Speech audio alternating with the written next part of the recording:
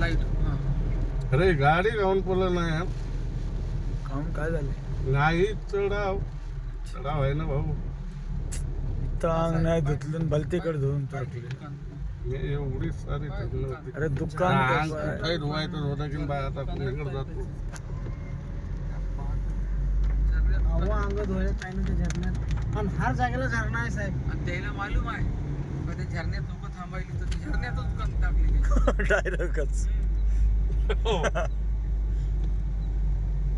आणि ज्याला नाही भेटलं झरण्याजवळ तो हे होय. आमची भाकर खाऊन तिकडे गलती केली साहेब आपण.